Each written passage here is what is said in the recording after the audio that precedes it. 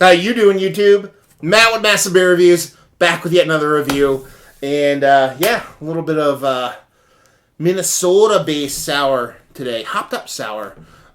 Goodness, hopeful goodness, in the form of Fair State Co-op's Simcoe Sour. Yeah, super excited to give this a whirl for a couple reasons. One, I love the label. Love it. Two, I like hopped up sours.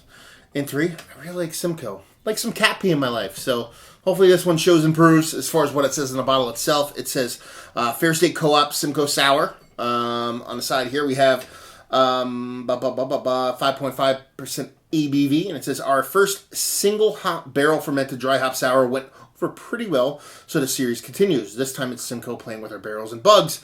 Juicy, tropical, and quaffable. This beer balances pale ale and sour beer. We age it for you. Drink it fresh. Fair State Brewing Cooperative, Minneapolis, St. Paul, Minnesota.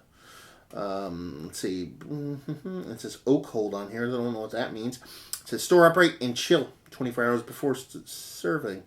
Never had anything from these guys before. Heard a couple of rumblings. Super excited to give it a whirl. This came from beer mail from Minneapolis. So thank you very much for sending this off, Keegs. And yeah, let's dive into this fucker. I'm excited because you're talking about people doing hopped up sours. Some people have done it and done it really well. Recently, I've done a couple of reviews by Hudson Valley Brewing. That's their jam, and hopefully this one holds up much the same. They're talking about, critters and bugs and things like that in here, so they're not kettle souring this shit either. So let's see what we got going on here. Pretty active stuff. Already coming out of the... wants to come out of the top there. You can see it kind of just doing its thing. And I actually didn't mention the label. I mentioned it straight off. I fucking love this label. Something about it, simplicity of it, just fucking works for me, man. I like intelligent minimalism when it comes to art design. And this one just does it for me. I mean, it's the kind of that plaid pattern with the kind of, cut off infinity symbol. I can't say enough about it, man. Just dig it. Dig it! Anyway, as far as the beer goes, little funk from here. Uber rockiness. I mean, it's crumbling beneath it as a good sour should. If it does have a head, I can almost see a half inch into the beer with some of these bubbles. And it's got this really nice kind of soft, gives me kind of lemony vibes, like lemon bar vibes, kind of looking at it. So vibrant, robust, fucking screaming just south of highlighter yellow on there. So yeah, I mean, she just is neon hot, neon sex in a glass we're dealing with right now. So yeah, she looks absolutely beautiful. I think I took a heartburn pill earlier, so I should be ready for this shit. So see if we can get a nose on her. Whew. Yeah, lemon's the name of the game here. We're getting tart lemon. Tart lemon, and I think trying to think. I'm getting Saison-y vibes off this. I'm getting like an overtly tart Saison on this as opposed to an actual straight up sour. It's almost like, I don't know if it's a placebo effect, but I feel like I'm getting a little bit of kind of pepperiness with it. But bright lemon acidity with a little bit of like just a dab of like maybe an orange kind of pineapple in this. Maybe that's coming from the Simcoe. No cat pee to speak of so far. But yeah, it smells bright. It smells acidic, but not overly acidic. And it smells like something that is going to, while at the same time quench my thirst, make me want to drink more. If that makes any sense. If you've had sours like this, these bright sours, you know what I'm talking about. So, not much wood there. Didn't get much oak in the nose. Just being dominated by that kind of lemoniness of it. So, yeah, she looks beautiful. She smells pretty vibrant. Let's see what she tastes like. Cheers.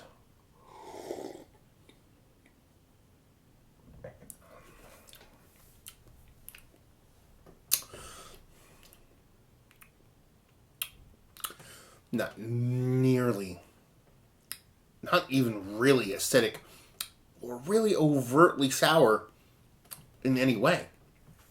It's sour, But I expected something that's way bigger, way larger, based off of nose, and it just goes the opposite direction. You get this burst of like on deck acidity, I'd put it. That's how I would stage that, or how I'd phrase that. Like, okay, here it comes. And you go to swallow, and it just washes with this like slightly funky, nutty malt. Decent amount of oak in there. Every sip I'm getting a little bit more oak. The hops are kind of definitely in the background here. I get a little bit of bitterness, a little bit of not funky bitterness, a little bit of like danky bitterness, but it's very in the back.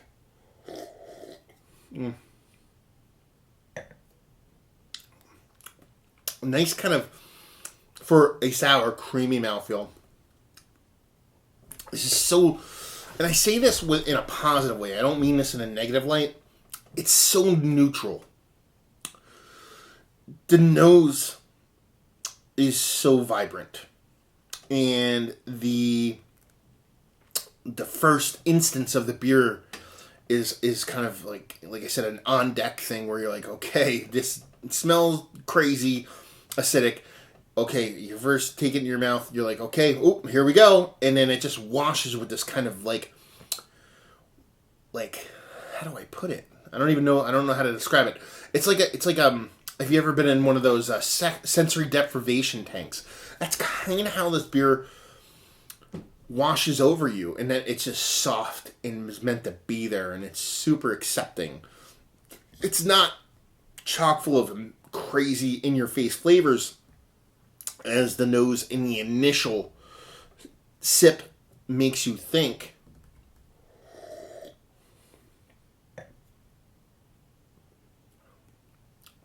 That's creepy. That's super creepy in a really fun way. I don't understand it, to be perfectly honest with you. It's very unique beer. I don't think I've ever had a beer like this. And interesting intrigues me, so I'm enjoying the living shit out of it. How do I put it? Do you ever imagine cotton candy that was super sweet to the smell, and then when you first went to go put it in your mouth, just the bare outside edges of the cotton candy had sugar on it. So you're like, here comes all this fucking sugar.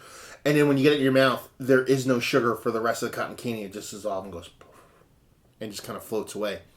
That's the way this beer is. And that's super fucking cool.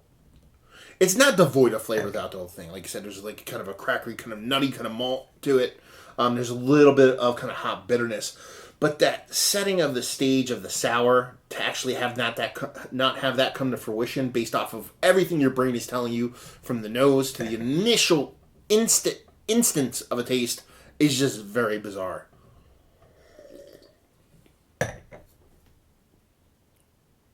It's so crazy. It's delicious too. It is. It's summer in a glass. It looks like summer in a glass. It tastes like summer in a glass. Is it a sour? Sure. Definitely, they talked about critters and bugs and all these things in there. It definitely leans more kettle sour than anything else. The nose doesn't, and that initial taste doesn't, but the gentleness of it leans that way. Simcoe, sure, okay. I could see Simcoe being in there in a very lightest sense of the word. Simcoe for me is usually just straight up cat pee in a good way. Don't really get much of that there. Just get a kind of generic bitterness, maybe a slight kind of fruitiness, acidity, like lemoniness, not lemoniness, like kind of grapefruity or pineapple-iness that I'm not getting from the yeast or funkiness.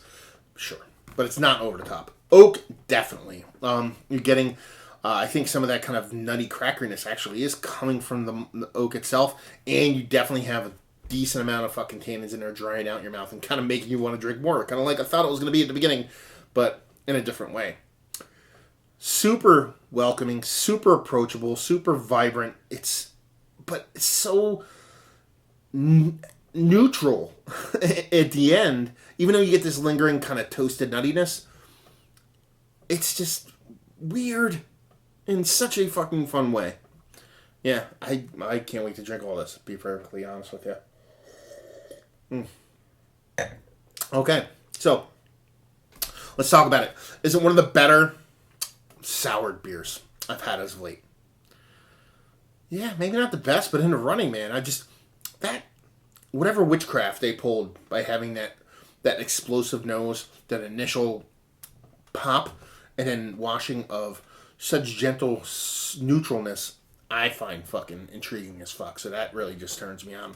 Value availability, no idea. It was sent to me. People out there want to let me know what it's worth or whatever, and how to get it. That would be awesome. And just say if you like what way like this. If you like mouthfeel, because if you like noses and mouthfeel, because that's what this is.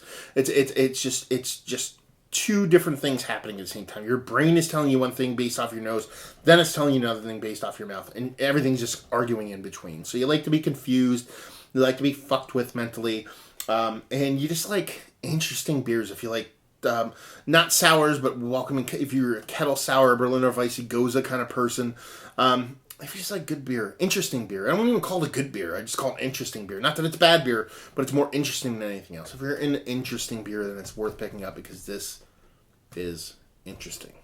So there you go. Another review in the books. Hopefully you guys enjoyed the review. Excuse me. If you didn't, anywhere in between, please leave a comment in the comment section below, like, subscribe, and all that fun stuff.